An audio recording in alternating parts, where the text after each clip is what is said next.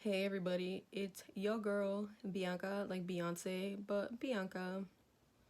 So, I was born and raised in the heart of Chicago, right in Pilsen, which is a Latino neighborhood before it got gentrified.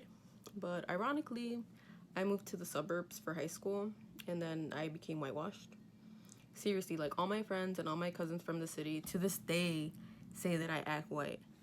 I don't even know what that means. Is it because I listen to Taylor Swift? Am I too polite? Is my privilege showing?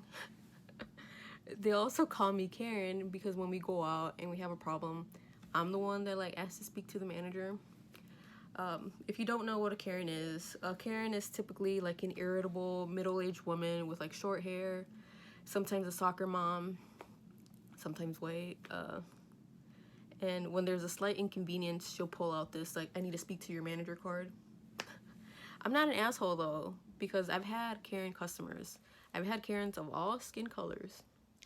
My first job ever was at Babies R Us, and before I say anything else, RIP Babies R Us and Toys R Us, because that was pretty much my childhood. Seriously, up until I was 18. Babies R Us basically had everything you need for a baby and for toddlers, like strollers, car seats, diapers, baby food, baby clothes, nursery furniture, and even like this like nasal tube that you like stuck up your baby's nose when they're like have a runny nose, and then you would like suck out their boogers like a straw. So cool. And if that sounds gross to you, like then don't have a baby, because it's seriously like the most satisfying thing ever. Like when you like when you blow your nose and you finally get that like huge snot that's preventing you from breathing, like that's what it's like to like relieve that for your baby. So I worked at Babies R Us for like 3 years when I was in high school, and I learned a lot about babies and parents. And like babies are super expensive, like super expensive. Like seriously, it was like the best birth control working there. And it's like a real bummer that like Toys R Us and Babies R Us like went out of business, because like we had a lot of sales, coupons, like we even like price matched prices if you found like the exact same item but at a different store. But yet people still weren't fucking happy. Like I'm all for getting like the best price, like I'm cheap as fuck. But I learned that like working there, there's like another fucking level of cheap as fuck, like a ridiculous level. And I'm sure like people who worked in retail know what I'm talking about.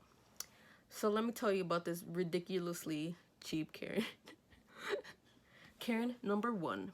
Like, not only was this Karen like super annoying, like she seriously like just wasted a bunch of time and like caused the longest fucking lines. So she's at my register and she has like this cart full of baby food, and like the baby food was usually like always on sale, and I'm ringing up this baby food and she checks the pin pad to see the prices, but like the pin pad doesn't show the sale prices. So she points that out, very annoyed, and and she comes behind me to see the sale prices on my screen, which like don't ever fucking do that, because not everybody knows how to read the cashier's page. So I had to hear her bitching about why hasn't this price gone down. Like, bitch, I'm not done ringing everything up, so the sale prices aren't gonna come up. So at this point, she's like already raising her voice, and then she asks to see the current total. And then she takes out her phone and she calculates the price of the baby food by the amount of pouches that she got. And it says that it's the wrong price. So she counts the number of pouches that I rang up to see if like maybe I scanned one too many. And of course, I did nothing wrong. So then she calculates it again, but this time including like the 10% tax. And then she's demanding me to tell her why aren't the prices matching. And it's off by like $2, and now in my head, I'm like, I don't know, man, like I'm 16. Like I'm just trying to do my job. The system is rigged. And you're really getting on my last fucking nerve because it's $2 fucking. So Karen makes me call my manager over, but like my manager is also on the register ringing up customers because of the long fucking lines Karen caused.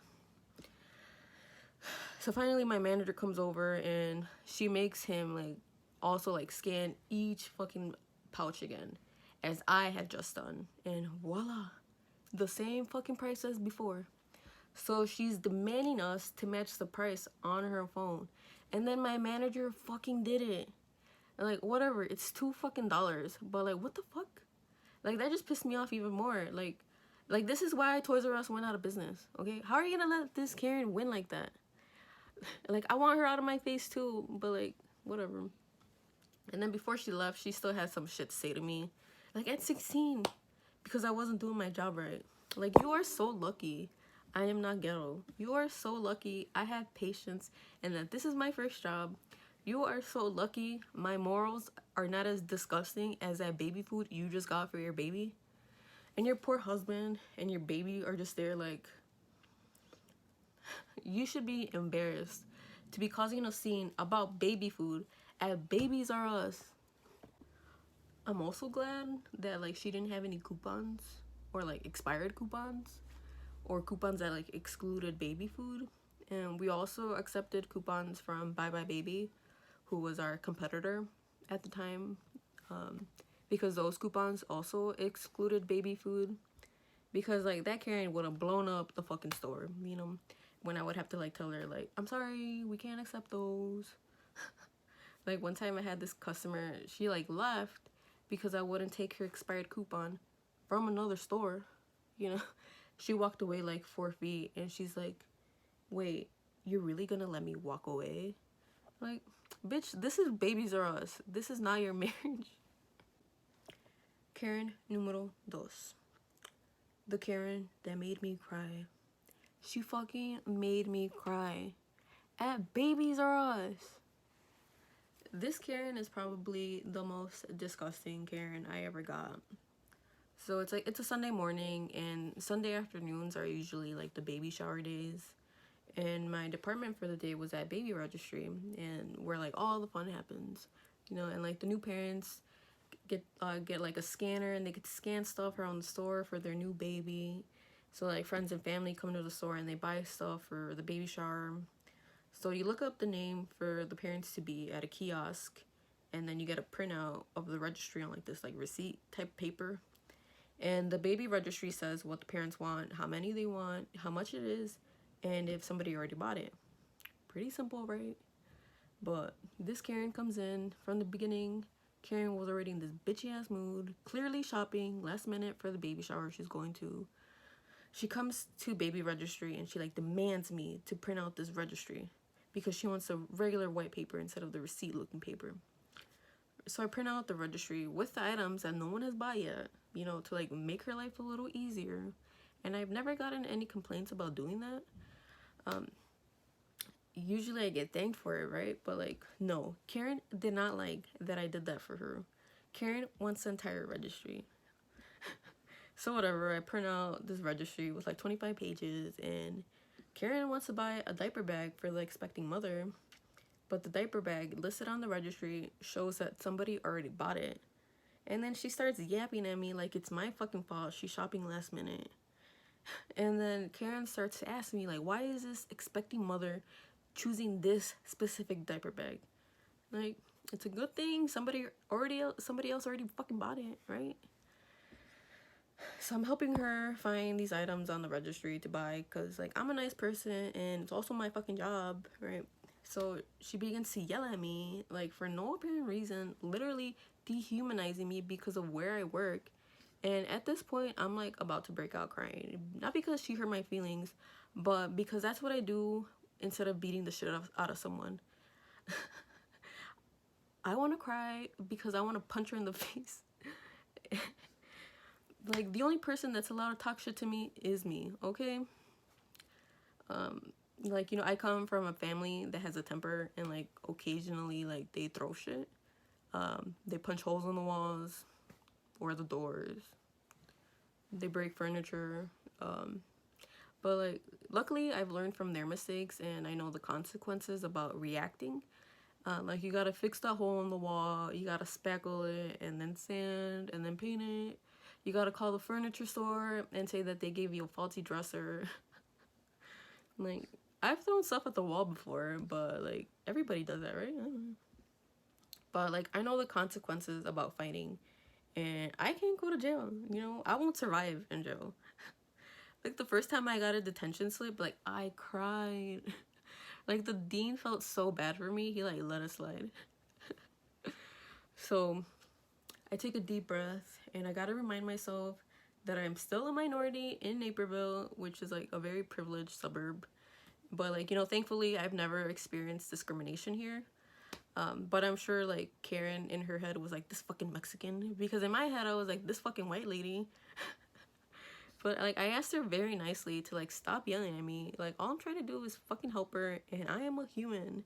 Like, and then this bitch yelled at me and said, no, you are a customer service. You are a customer service representative and this is what you chose to work in. So then she walked away and continued to shop for items that somebody already bought from the registry, because that's how petty she is, okay? She's gonna make this expecting mother come to the damn store and return all these damn duplicates. With, I bet, no fucking gift receipt. Because that's what a Karen is really like. And then like the sign manager of the day, like she witnessed all this and didn't do shit. And then like somebody told her I was crying, and then like the manager like called through the walkie-talkie and was like, Bianca, don't let her get to you. But I don't think she understood why I was crying though, because it could be perceived as Karen hurt my feelings for violating my human rights. But I also want to point out that like she did hurt my feelings, because like this was like the very beginning of my depression, and you know I already hated myself. And like the only person that's allowed to talk shit to me is me, right? Karen number 3. I've had male Karens too at Babies R Us. This man Karen will forever be the funniest Karen I ever got. So this couple comes in one night during the week and like it's pretty dead. And I was working in the furniture department that night. So the couple comes to me to let me know that they're here to like pick up their crib. So I'm like, okay, just bring up your vehicle to the front of the store and I'll bring up the crib. And like during the day, we call the customers like when their furniture is here and it's ready to be picked up, right? And if they don't answer, we leave a voicemail and we say, please bring a big enough vehicle for your furniture. You can find the dimensions of the furniture package on our website under additional information. So I bring up this huge crib that's as tall as me, which is like I'm 5 feet. And the couple becomes fucking livid because they didn't know this fucking crib was gonna be huge. So they have a fucking Kia hatchback. In my head, I'm like, you fucking ordered this crib in the store. How the fuck did you think this gigantic crib that converts into a full-size bed was going to fit into your damn Kia hatchback? So I called the manager, and because like the soon-to-be dad is like throwing this like bitch fit, like, I don't understand why there wasn't any communication on the dimensions. We're just here wasting our time and we're gonna have to return it. And like the dad to me was like, he was so fucking pissed. Like, you know, like I understand, but this guy was like he ripped up the paper in front of me and my manager, and like the mom to be was like, oh my god, honey, you need to calm down. And like my manager was like calm down, sir, you know. And like I'm over here holding the crib still, you know, like, did this fucking guy just do that at Babies R Us? So now they're complaining that they gotta find this big enough vehicle or go to fucking Menards to like rent out this pickup truck and like spend more money. And then like my manager was so nice to this guy, even though this guy was like acting like a fucking teenager. So my manager said we would like cover the Menards pickup truck. That's another reason why Toys R Us went out of fucking business, because we're so generous to children. And I know what you're thinking, Bianca, don't even stress about these Karens, girl. But I'm not stressing anymore, because monkey see, monkey do. And their little monkey blessing, karma, is gonna bite their sorry monkey ass. My name is Bianca Roman, and thanks for watching, guys.